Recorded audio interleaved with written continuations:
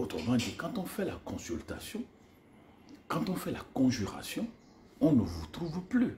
Parce que vous n'êtes plus dans ce royaume des ténèbres. Il faut comprendre la Bible. C'est ce que la Bible dit. Et ils comprennent mieux que nous.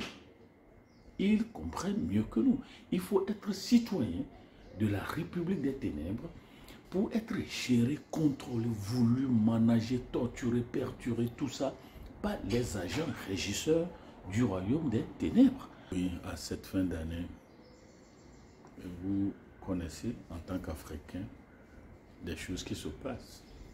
Vous savez ça. Quand les loges sorcières doivent payer du sang. Doivent payer du sang. Et souvent, c'est du sang familial. Lorsqu'on a la sorcellerie familiale. C'est du sang clanique. Lorsqu'on a la sorcellerie clanique ou ethnique. Et c'est le sang de n'importe qui lorsqu'on est un sorcier international. Et vous savez que les secrétaires généraux des confréries sorcières payent 500 têtes dans le mois de décembre et 500 têtes dans le mois de juin. Voilà ce qui se passe autour de nous. Donc, pendant qu'on dit on est en train de renouveler l'année, c'est un renouvellement des pactes, des sectes. Et quelle tête va survivre à quelle tête? Quelle tête faut-il payer et combien de têtes faut-il payer pour que combien de têtes survivent? Donc voilà des choses qui se passent. Alors, ces choses sont actionnées par le triangle maléfique. Un triangle maléfique dans nos familles, dans nos villages, dans nos pays, dans nos régions, dans nos continents, où vous avez le triangle maléfique, vous avez le sorcier, vous avez le féticheur, et vous avez le charlatan. Les trois sont des sorciers. Il ne faut pas qu'ils vous trompent. Les trois sont des sorciers. Ils forment une équipe de relais. Ils forment une équipe de relais. Alors, lorsque le sorcier vous prend, le charlatan est informé, le féticheur est informé. Et quand vous allez là, on dit, bon, il faut libérer la tête. Et l'autre personne te prend le coup. C'est un jeu. C'est un jeu qu'on fait avec l'âme humaine. Donc ce qu'on appelle Afa, Ifa, Oufa, avec les 47, 48 tables.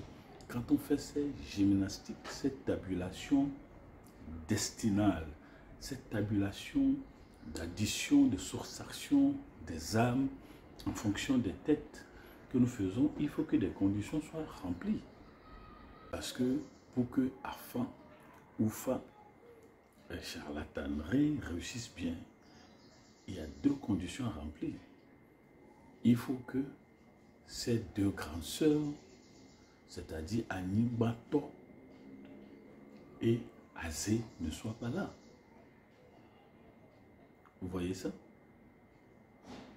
Or, Azé, la sorcellerie et le charlatan sont les deux grands maillons du triangle maléfique, du triangle sorcier. Alors, si vous allez chez le charlatan, pour que sa divination réussisse, il faut qu'on arrive à terre, à Nibaton, ce que les gens appellent Sakbata, où c'est ça, on dit quand vous violez ça, vous avez de la varicelle, des choses sur votre corps. Il faut que le charlatan arrive aussi à terrasser la sorcellerie ou le sorcier. Ils sont une équipe.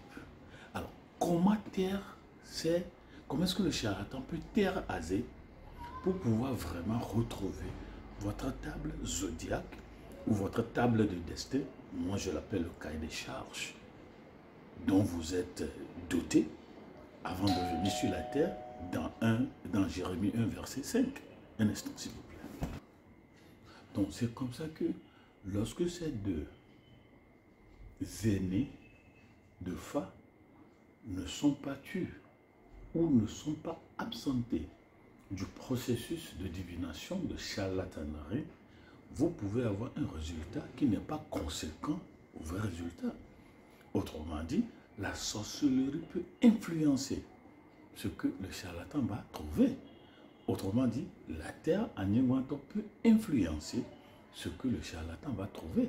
C'est pour cela que dans le triangle maléfique, le sorcier est le patron. Il est le patron. Il est le chef du patronat maléfique. Alors, ceux qui sont des sorciers, vous allez voir en cette fin d'année, il faut renouveler des pactes en donnant des têtes. Et au Bénin, on nous dit, vous avez entendu parler de Azéhévi et Azéka. On vous donne la sorcellerie et on vous donne une marmite. Et la marmite là, c'est quand on prend l'âme de la personne, on transforme ça. C'est dans cette marmite là qu'on met ça et on porte ça sur la tête et on va au marché d'échange des âmes humaines. Voilà ce qui se passe. Voilà ce qui se passe. Pourquoi cela se passe? Parce que nous sommes dans la vallée de l'ombre de la mort, qui est la terre. Et la terre est le quartier général du diable. Donc vous avez tous ces esprits-là qui chaque année, chaque moment, consomment toujours du sang humain. L'essence de leur véhicule, l'essence de leur avion, l'essence de leur bateau, c'est le sang humain. C'est ce qui se passe, c'est pourquoi les gens meurent. Donc on tue en quantité des êtres humains. Donc lorsque la Bible dit, Colossiens 1 verset 13, Christ nous a sortis du royaume des ténèbres et nous a transplantés dans le royaume de lumière de son Fils bien-aimé. Il faut comprendre ça. Donc le sang de Jésus qui a triomphé de par la croix, hein, en les livrant un spectacle. Donc on va dans le royaume des ténèbres, la vallée de l'homme de la mort, le sang de Jésus vous prend et vous dépose dans ce royaume, vous prend et vous dépose dans ce royaume. Comme ça, vous n'êtes plus un accessoire, vous n'êtes plus un accessoire à la portée de la main du triangle maléfique. Autrement dit, quand on fait la consultation, quand on fait la conjuration, on ne vous trouve plus.